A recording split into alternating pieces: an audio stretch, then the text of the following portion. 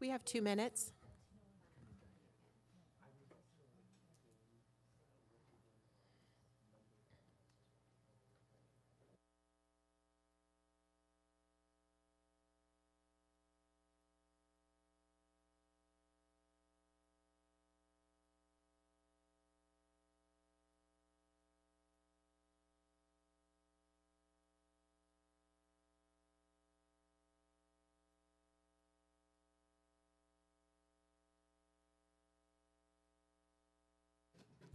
We have 1 minute.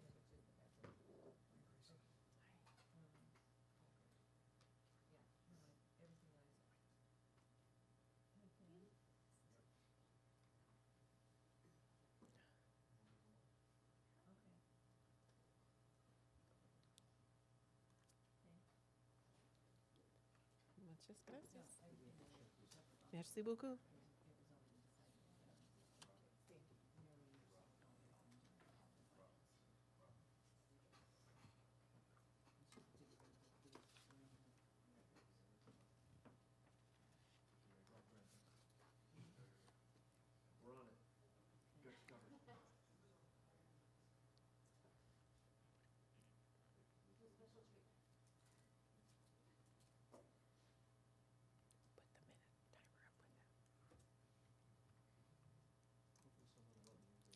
I show 9:30.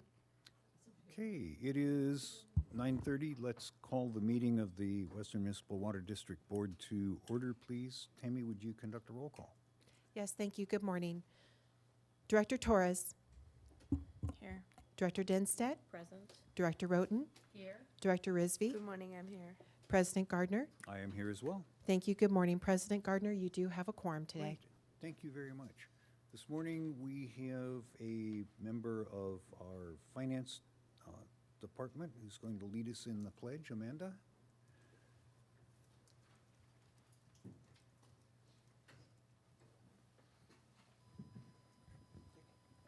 Hello. Good morning. Morning. Good morning. My name is Amanda accountant 2 at the Finance Department. And it's been 4 months since I've been at Western. And let's start with the Pledge of Allegiance. Ready? Begin. I pledge allegiance to the flag of the United States of America and to the republic for which it stands, one nation, under God, indivisible, with liberty and justice for all. Thank you. Thank you very much, Amanda. We're very happy to have you with us. Thank you.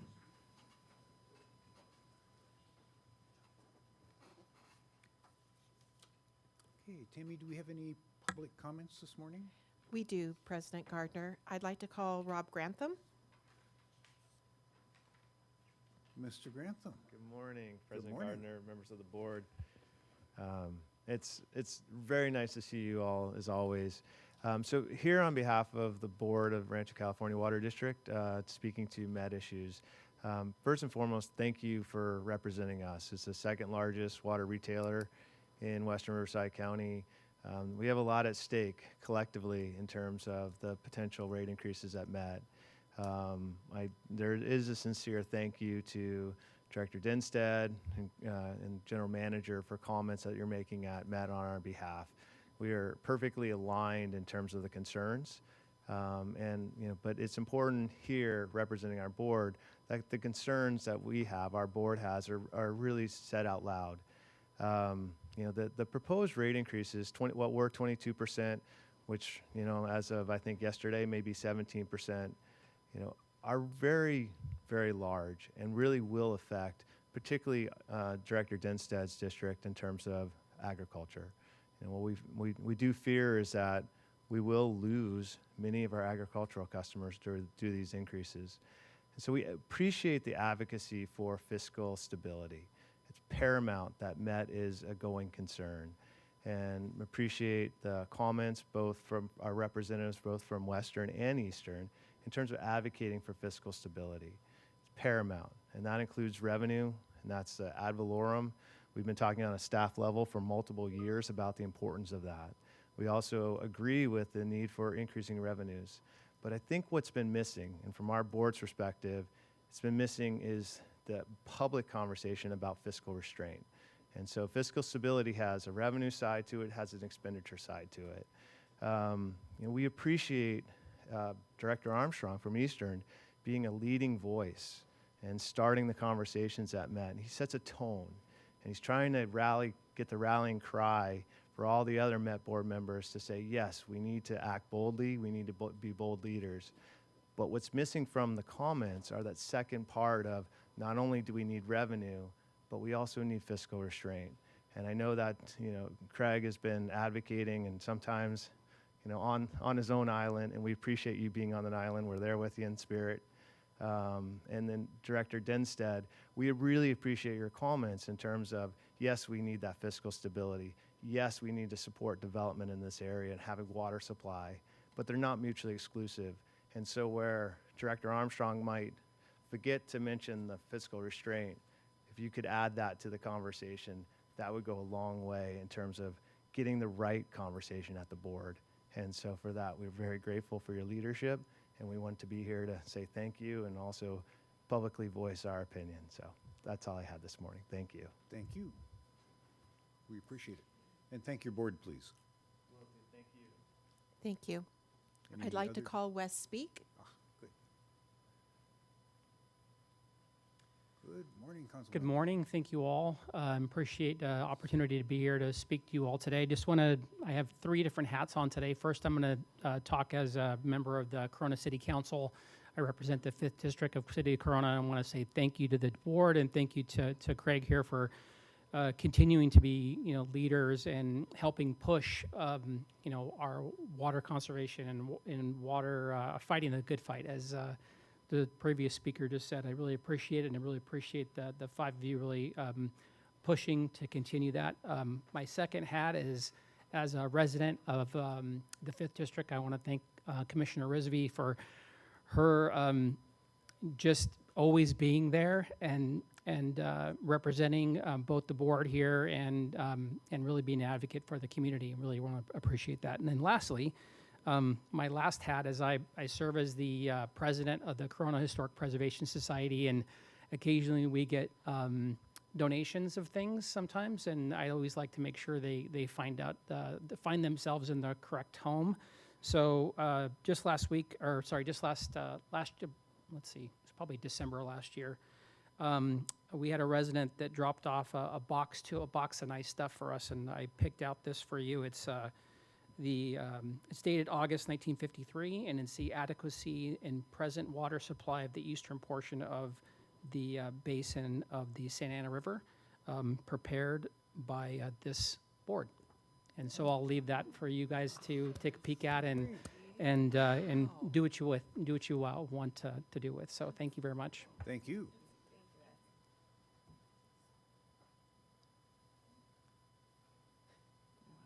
That's cool. Well, no one ever gives us cool stuff when they make comments. This is a good. I like the tradition you're starting. Thank you for coming by. Hey, any other public comment? We have no further comment. Okay, and no one online. That's correct. Okay, thank you. Brings us into the consent calendar. Anybody have anything they would like to pull? If not, I'd look for a motion. Motion to approve. Second. Motion and a second. Any discussion? If not, Tammy, when you're ready, a roll call vote, please. Director Torres, Yes. Director Denstedt, Aye. Director Roten, Yes. Director Rizvi, Aye. President Gardner. Aye.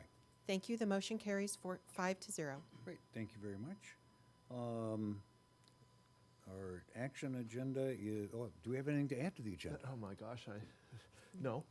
Well, I didn't think so. But you almost skipped it. I know. Well, I'm so used to there not being anything. Our action agenda is fairly quick. Our first item is to receive and file a January 2024 cash disbursement report. Thank you, President Gardner. Spencer Melendez is here from our finance team. Spencer will give a brief presentation. Spencer, thank you. Absolutely. Good morning, members of the board. My name is Spencer Melendez, and I am an accountant in the finance department here at Western Water. This item addresses the January cash disbursement report. The cash disbursement report lists each processed check, bank transfer, and electronic payment. During January, Western Water had total disbursements of nearly $17 million. The largest of these disbursements was for water purchases paid to Metropolitan Water District, amounting $6.7 million. That payment made up 39% of the total disbursements. Adding in water purchases paid to Eastern Municipal Water District, Elsinore Valley Municipal Water District, and the City of Riverside, these payments made up 45% of the total disbursements. Staff requests that the board receive and file the January 2024 cash disbursement report, and I'm happy to answer any questions that you may have. Thank you. Any questions from anyone? Move to approve? Second. We have a motion and a second. Tammy, there is no public comment on this item? There is no public comment. Okay, then when you're ready, if you do a roll call vote, please. Director Torres? Yes. Director Dinstedt? Aye. Director Roten? Yes. Director Risby? Aye. President Gardner? Aye. Thank you. The motion carries 5-0. Great. Thank you. Thank all. you, Spencer. And our next item is to receive and file the operating budget to actual report running through December 31st of 2023. Peter George, our controller, is here to give us a little update on this one. Peter? Thank you, Craig, and good morning, directors. My name is Peter George, Controller at Western Water, and staff requests that the board receive and file the budget to actual report through December 31st, 2023. The report reflects Western's operating results for the first 6 months of fiscal year 2023-2024. And as of December 31st, 2023, Western Water had an actual net operating deficit of $9.4 million, resulting in a favorable variance of approximately $600,000. This favorable variance is mainly due to lower than budgeted general and administrative costs, as well as lower water pumping, treatment, transmission, and distribution costs from lower than expected demand from water sales.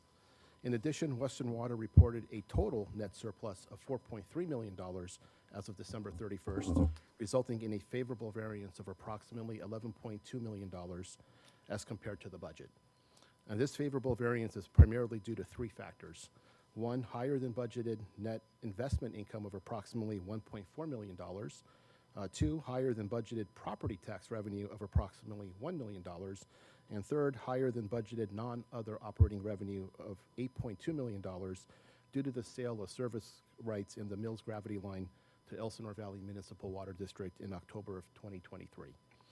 Please note that without this one-time revenue from the sale of capacity in the Mills Gravity Line of $8.2 million, our favorable total net surplus variance would still have been approximately $3 million when compared to the budget.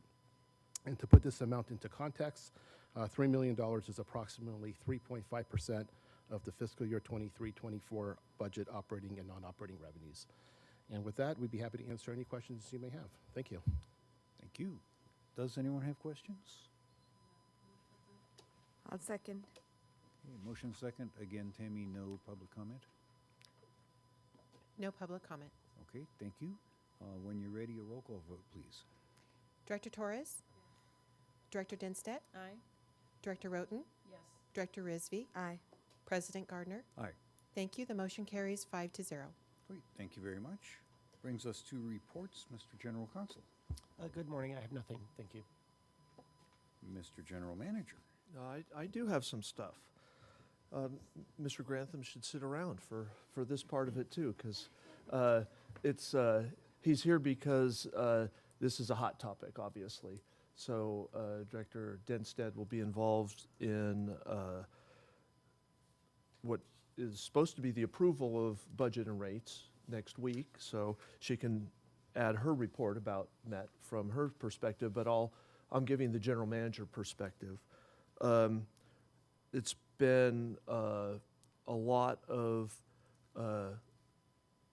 discussions, trying to follow what MET's doing. Kevin has done an outstanding job trying to keep up with MET.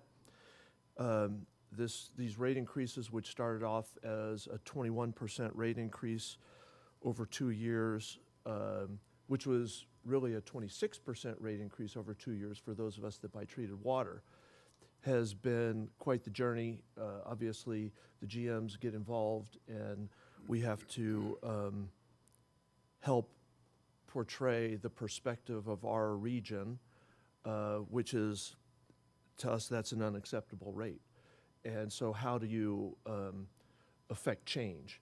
And so it's been quite the interesting process, ad valorem, converting to some fixed revenue instead of just variable revenue has always been really important to Western and our perspective. This seems to be a unique point in time at Metropolitan where there's actually a good chance that we might get this through. We've been talking about this for 3 decades as a need. So I don't know, things have just come together because of low sales, which has really magnified the rate impacts. If your revenues are solely based on sales and you have very wet hydrology and water conservation and the Los Angeles, the city switching to Owens Valley water instead of buying Met State Water Project water, that's a 300,000 acre foot shift of sales. That's roughly $300 million. Can you imagine if our customers shifted off for that amount of water and they then shifted back on later? It's really difficult to do future planning for water supply with that risk that member agencies would shift on and shift off and shift on and shift on. We can't shift off, so Western then, of course, someone has to pay the difference for shifting off because we have all these fixed costs. So that leaves all of us that can't shift off of their system holding the bag to cover the cost for those that can shift. So obviously, there's been a lot of effort in the meetings over the last few months to try and come up with a remedy for that solution. And we'll see what happens next week. There's still a lot going on. We have 4 rate alternatives that came out of the budget workshop last week. I've heard that they're going to replace those with 3 other options. We haven't seen those yet. So those are going to go for approval on Tuesday. There'll be a Finance Committee meeting on Monday where hopefully we'll get them in the board letter. That's going to probably, we should see them tomorrow. But I don't know, we'll see. I think they'll be in general alignment with the 4 that were kind of, I guess, the 4 were developed as kind of a summary of a 4-hour Finance Committee meeting with, 20 member agencies all expressing their opinion of what it should be. So I think Met leadership, tried to take all that input and, kind of distill it down to 4 options. And so that's how we kind of landed on the 4 options. What it sounds like to me is Met's staff got together offline after that meeting was over and has crafted what I hear is going to be 3 options instead of the 4. So, and granted, it's very difficult to lead a 4-hour meeting at the end of the 4-hour meeting with comments that were all over the place, land on 4. Well, I'm going to summarize this, and I think this is what I heard from everyone, and I'm going to land on 4 options. So that's hard. There's been a lot of talk, what Mr. Grantham is talking about and what his comments are referring to. There's been a lot of options that have been thrown out to either generate more revenue or defer costs to help the rates. And there's a lot of opinions on what should be done. There's certainly a camp at Metropolitan that says Metropolitan has cut so much from their staff and their programs. These are too important in the future. There shouldn't be any further cuts.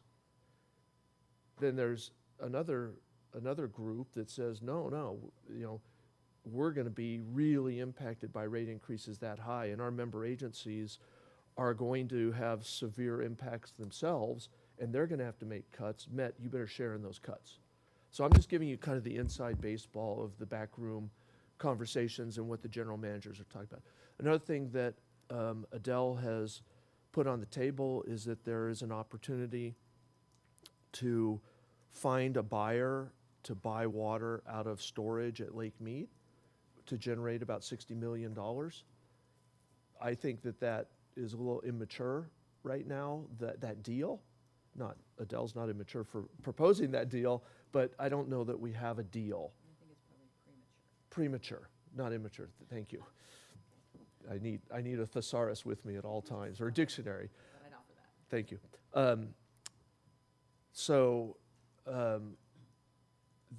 The most of the general managers have been very forward and outspoken about the fact that a one-time influx of revenue is not something that should be used to lower rates, because when that revenue goes away next year or the year after, we're going to have to do like a double catch-up in rates. And so in 2 years, we're going to see even higher rates. And the GMs do not want that rebound effect. We want to implement things now. They're going to give us predictable rates so that we can share those with our member agencies. So that's we'll see where that lands, and, you know, when the information comes out. What we think is, if you're going to sell $60 million worth of water, take that revenue and replenish reserves at Metropolitan. Which is a good thing. That'd be really good for the reserves. I don't think it's a good thing for the rates. You'd get an artificially low rate for 1 year, and then an even higher rate. And I personally, I think that Metropolitan has been kind of kicking the can on this fixed revenue concept and done a lot of one-time fixes for rates, and I just don't think that that's the right policy decision. We need to fix it for the long term, and generating more fixed revenue is the best way to do it. Of course, you know, looking at the cost side, as Mr. Grantham said, is important too. Are there things that Metropolitan, and they need to be things that are lasting cuts at Metropolitan. They can't be one-time cuts, or it falls into the same category as selling water for a one-time revenue. So it's a very difficult conversation. There's obviously 26 member agencies and all the politics at Metropolitan. These aren't easy conversations. So it's going to be a really interesting week. But that's kind of where we stand. That's a lot of information on Met budget and rates. So I don't know, Director may add more during her board member comments. We've sent letters to Met stating our position that we want to see ad valorem fixed revenue added to their revenue mix. We've also talked about where we think the 60 million should go and cut. So we'll send another letter to do that. We've worked really hard behind the scenes with our caucus. We have a caucus meeting on Thursday where we'll talk about this again, to try and get alignment with our caucus to make sure that all of the agencies are kind of feeling the same way. We're very careful in there not to, for the Met reps who are in there, sharing how they're going to vote or telling them how to vote. We're just talking about what we think is the best philosophy for Met in the future. So that's the Met conversation. The second thing is on Western's budget, which I don't want to be a oh yeah kind of additional thing. But any questions for me on Met before I move on to the second one? It doesn't look like questions, Craig, but I would like to just add a comment that the more the commodity cost goes up, if you're worried about low sales, the last thing you want to do is increase the price of your product. And higher cost for water makes other alternatives cost effective that aren't under today's prices. And Met has some possibility of putting itself into a death spiral where people get off the system and they still have to maintain all of their infrastructure. They'll save money on buying water and transporting water, but everything else is still going to be out there. And I'm very hopeful that the Met directors will put on their director hats and say, I have a fiscal responsibility to this agency to keep it alive for our current customers and our future customers. And if I drive the cost of my product too high, people will buy an alternate. Yeah. Well, I agree 100%. And we need more economists in the room for these discussions, because that is a huge issue. And the other issue that has come out, and I kind of skipped it in my update because I find it very frustrating, is what are we going to do with MET-funded conservation programs?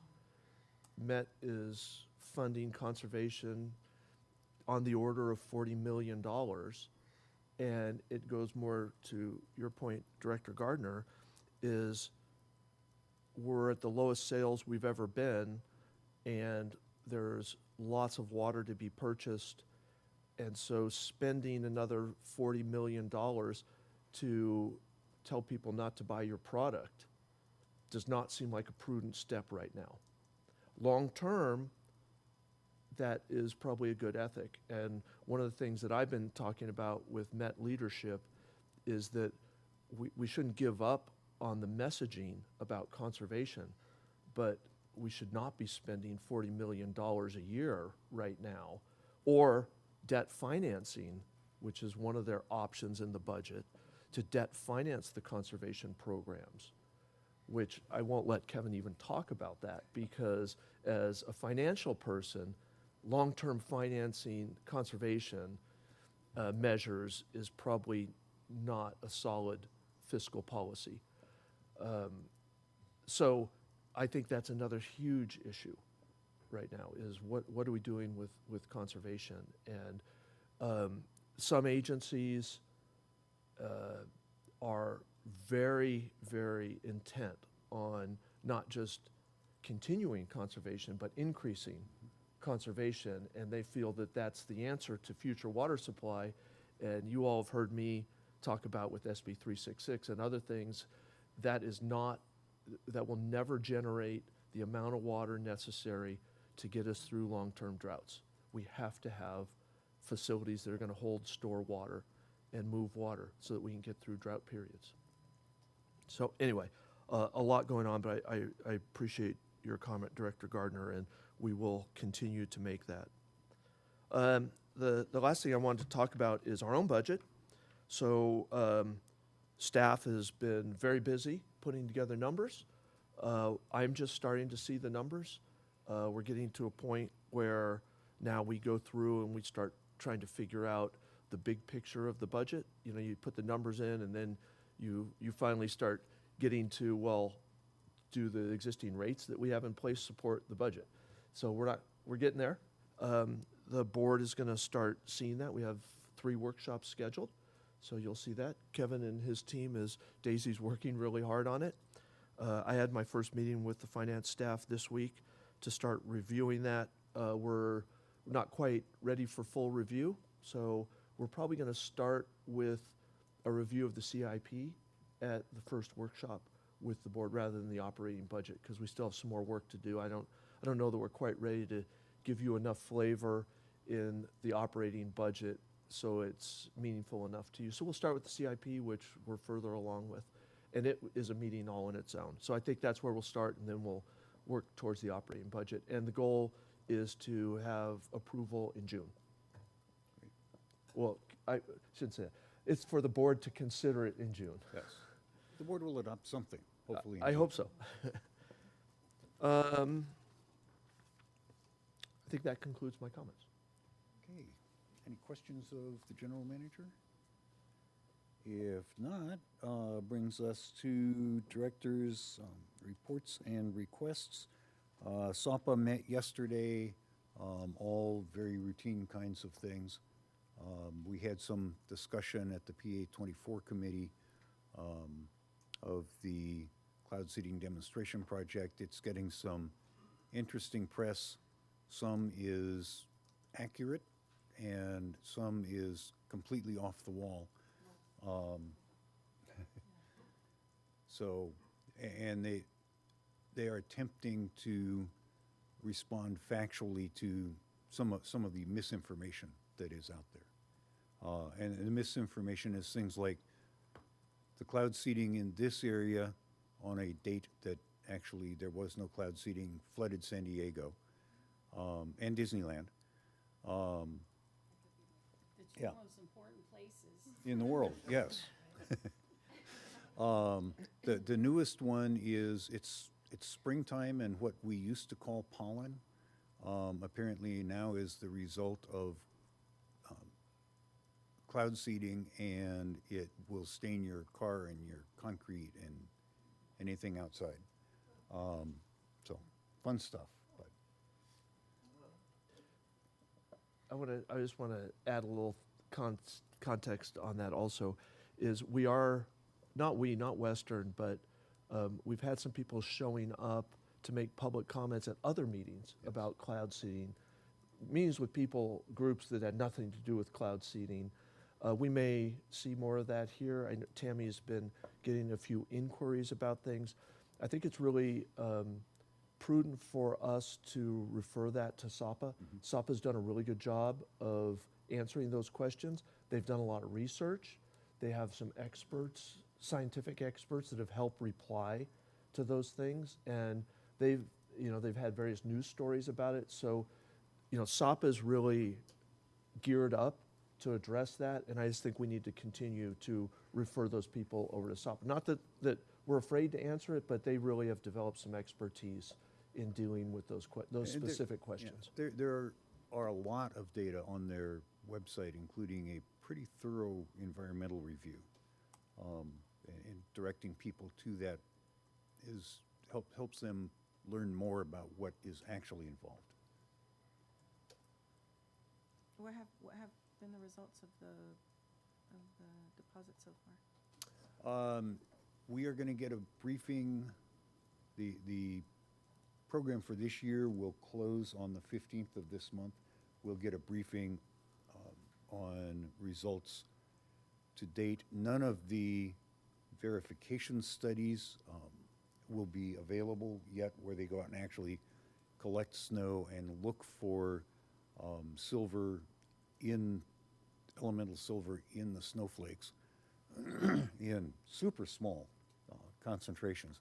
The people who do the sampling have to wear clean room suits, hazmat suits.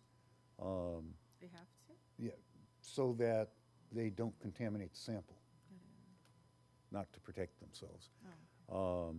And then the samples have to be really carefully handled, because the amount is in the parts per million, if not trillion. So pretty small. We will have stream flow data, but that is so variable year to year, as we all know. It's not going to tell us a lot yet. So remember, it's a 4-year program. This is the first year. So we shall see. Did you have a comment, Director Rizzi? I just wanted to say, can we have a presentation here about cloud seeding eventually at a meeting to have Yes, what's been we'll going talk on? to Jeff Mosier and See if give him to come out and give us an update. Okay, thank you. I was gonna say it, but then I thought I'll ask for the director's comment, but now that you've asked it, this is what I wanted. Okay, Thanks. sounds good. Matt? Thank you. Yeah, a lot of stuff going on at Met. I'm looking forward to having to review the 6,000 page of agenda that just came out. So just want you to know. It's going to be an interesting weekend. I want to hear when it's 5 pages. Okay, yeah, Let's get an update then. it's never going to happen. So, Okay, so then- yeah, there's a lot of stuff going on. So, 2 things I'll talk about is the budget, which Craig already mentioned, and some general manager comments and some things that are going on. And then the other thing I wanted to mention as well that's really of significant importance to us is the fact that the ad hoc committee is being reactivated for the negotiation with San Diego on all of the litigation. And so there have been new members that have been placed on there now, and they're supposed to be getting into talks and things. Obviously, while this is ongoing, I won't be able to report actually out what the negotiations are, because that'll all be in a closed session and confidential and with legal counsel. But obviously, we've got our own counsel that will be involved in things with Steve O'Neill and his group that we joined. And so at some point, I'm sure we'll get an update on his side of things and what he's involved in with those negotiations. And we're really hopeful. We keep hearing, because San Diego's management has changed, and the mayor down in San Diego also wants to see this be settled and walk away from this. It's been hugely expensive.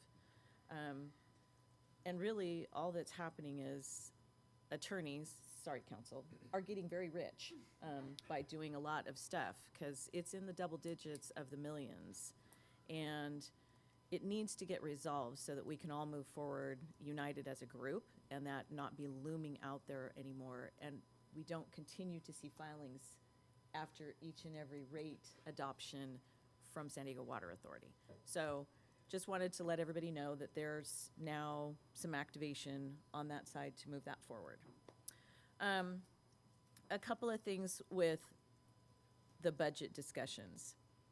And I appreciate Rob Grantham coming in here from Rancho and sharing some comments. You guys all share my concerns. Rob being down, especially at Sarah, and not voting for change orders and things, that's where I sit. I don't like to spend money we don't have to spend. When we're continuing to raise rates and do things and we don't at Metropolitan show cost controls, that is an issue. We need to sharpen the pencil, and I've asked for that a number of times. Craig mentioned, surplus water sales. Well, that's a one-time windfall. That is not the answer to solving the gap or the problem. The windfall, I agree with Craig, it's completely premature. This is water that we have that's available and we should be able to use. I've asked the question twice now, surplus water at the discounted rate. Are member agencies allowed to purchase that? And I've not gotten a response back, because obviously if we're able to offer you $600 an acre foot for water, that's kind of a no-brainer on all of our sides if we have the ability to be able to store that water. Why wouldn't we, right? So I'm still waiting for an answer on, can we buy that water? Listening to the conversations, and I thought it was a brilliant conversation that we asked everybody to lay their cards out there. And, the 4 scenarios were brought into this, one of which left the ad valorem rate at its current at the 0.0035 or 38, whatever it is. And I basically said, well, I think the consensus in the room is that that's not sustainable. The very definition of insanity is to continue to do the same thing over and over again and expect a different result. So I think consensus in the room is clearly the ad valorem needs to be increased. It needs to be equitable and shared across all 6 counties. And it needs to be set at a rate that will be fiscally sustainable for fixed cost and our future, and being able to bring that forward. Because right now, $700 million is being paid to state projects that is not being collected. It's only about $131 million, $132 million that's being. Oh, now they're changing it to 2? Okay, so the numbers are changing, but it's still a huge gap and a huge deficit on those costs of what the ad valorem can be paid for. When we move money away from what that is on state water projects costs, then we can start looking at what it's going to fund and backfill on and what else we can use it for. I think the other question, certainly that was very clear in the room on the day of, is that the original estimate of the 1.44, I think it was, acre feet of sales is not a goal we should be looking at. We should be looking at the 1.34 and dial it down, because if we sell more than that, then it's a better thing. But if we budget higher and we don't get higher, that is a bad thing. And so I will be continuing to advocate, if we're showing a downward trend and we are at an all-time low, this is not a good thing. Speaking to my finance guys in the room, I'm a penny pincher. I'm not a finance person. I'm a penny pincher. I have a real problem with our reserves being as low as they are. And it could potentially affect our credit ratings at Metropolitan, which is a huge factor when we go out to do bond financing on projects that are all critical for us to keep infrastructure in place. So I am not in a position to sit and hurt what our ratings are. That's going to hurt our bond rating, that will eventually really affect our financial position. So whatever it is that we need to do, we need to be very aware that our reserves need to be intact, and we need to keep them at a sustainable level, at a comfortable level that we're at going forward. So being at the bare minimum could really hurt us potentially, and that was clearly stated by Catano, the chief financial officer down at Metropolitan, to talk about, we are currently in negotiations with our rating agencies, and they are really looking to the board for leadership and financial stability. And so that message, to, as far as I'm concerned, was heard loud and clear by me, and I'm in total agreement with that. I am absolutely, as Craig mentioned, you know, I am not comfortable at all with debt financing for conservation. Either we can pay for it and we find a level that we can pay for, or we need to have a hard conversation, because debt financing something like that makes zero sense to me to do. The other thing, and I'm really surprised that Craig didn't mention this, so now I'm gonna have to, you know, really talk this one up. We need to have the hard conversation about pure water. Is now the right time or not? Can we actually bring this water and bring this project to fruition in our current financial state? That's really the hard conversation. The board needs to make a decision. This is a billions of dollar project. The water coming out of there will be very expensive. And while I agree we need to have flexibility in our portfolio, we need to have multiple straws to be able to draw at, the question really is this the correct time? And then there's stuff moving at sites. So if we've got to pick and choose, let's pick and choose the correct one. And let's talk about that. Because sites is ready to move. You know, we just heard at Water Task Force, Jerry Brown giving us a report of all of the things that they're doing, and they're going to be talking about the parties, and we're going to be making votes. Metropolitan is a 20% participant in sites, right? I mean, am I wrong on the number? Okay, so at least I've got that number right. So 20% is a significant cost share of what sites needs from Met. So if we need to invest and look at $6 billion, are we doing that for sites, or are we going to do that for pure water? Because there isn't an option to do both. We just don't have the money. We just don't. So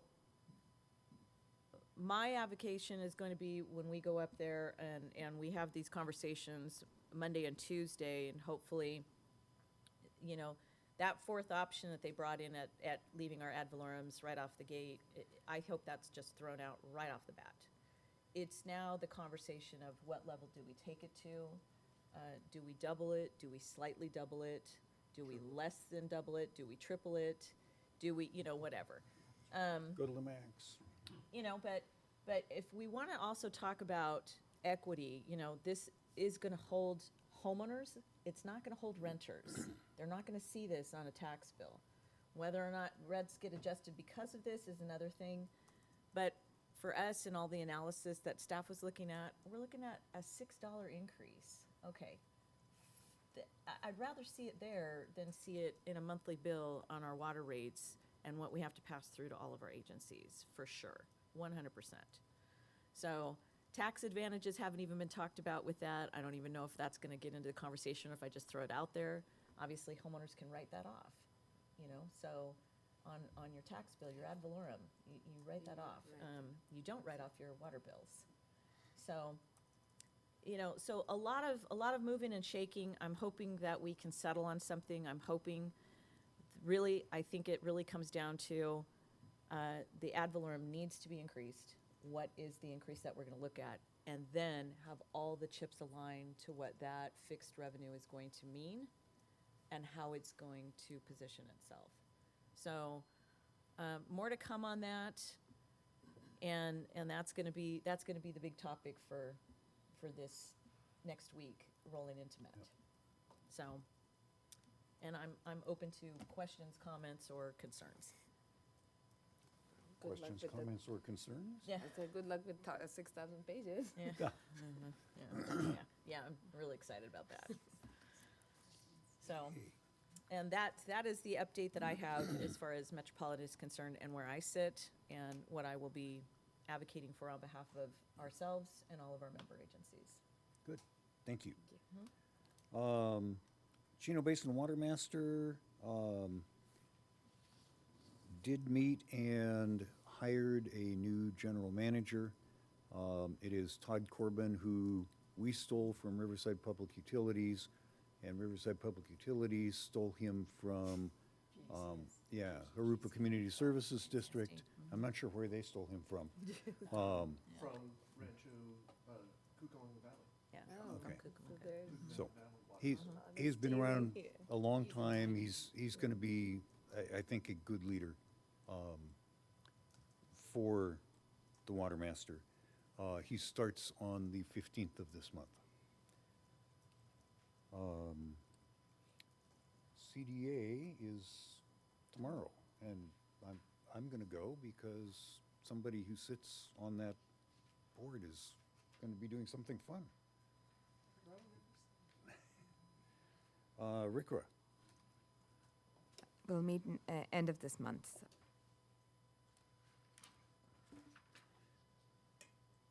WRCOG. That's you. Yeah, my alternate attended. I wasn't able to attend that. Yes. I was able to attend the meeting. They had a lot of routine item, and then they passed the budget, and that's about it. Is the budget significantly different than last year? It is not. Okay, thank you. Sarah. It was canceled this month, so next month. Okay. Aqua Region 9. Aqua, so we do have a tour coming up here in a couple of days, so hopefully if you're interested in going to that, it is on Friday, April 12th. It's at IEU Way, and we're going to be touring some of the facilities out there that they have, so anybody is welcome to come and join us, and then we'll be holding our meeting over there as well in the afternoon after the tour with Region 9 Board. Okay. Directors' reports and comments. Director Torres?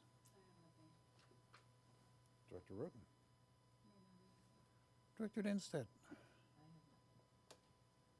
And Director Rizvi? I just have one thing. Last Friday, I was able to attend Corona History Association event. It was a box racing car day.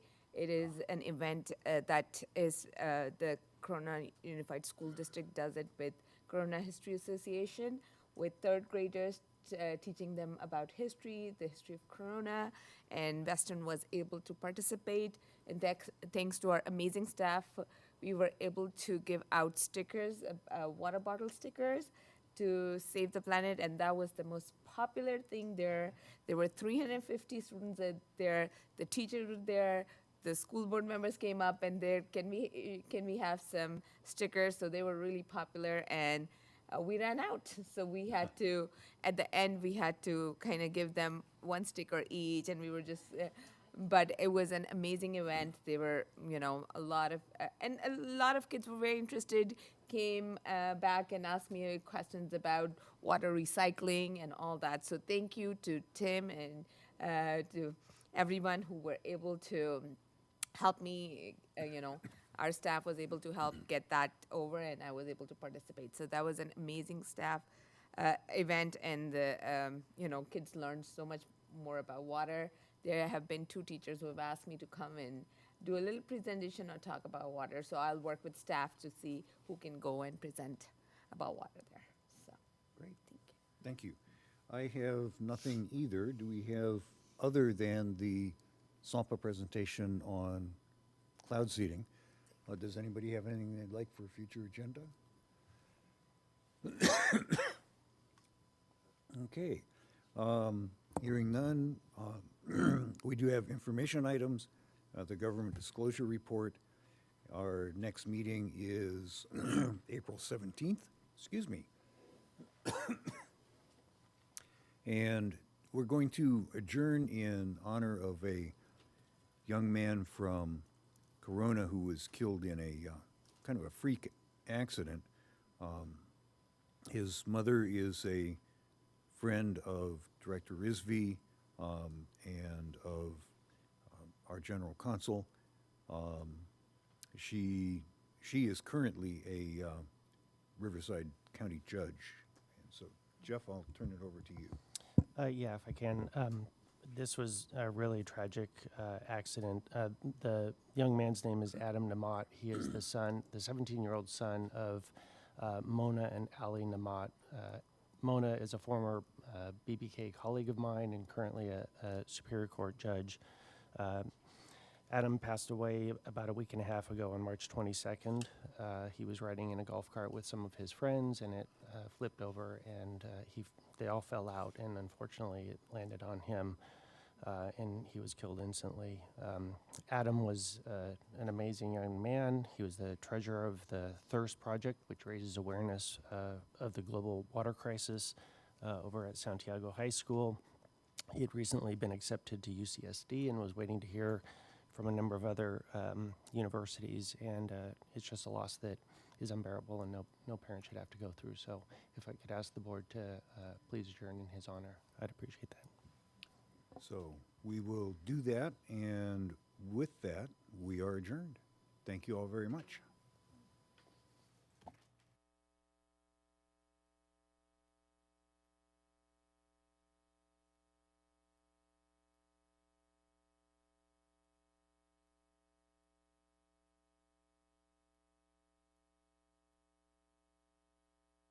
Recording stopped.